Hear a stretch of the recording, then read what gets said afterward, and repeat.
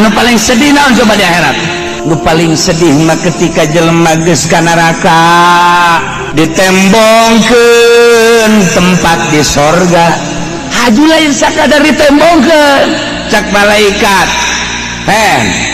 Sia lamun ibadahna bener ikhlas, sia lamun ibadahna bener ka Gusti Allah, moal ka neraka tuh tempat sia lamun sia bener. Masyaallah teu nyeri kumaha coba.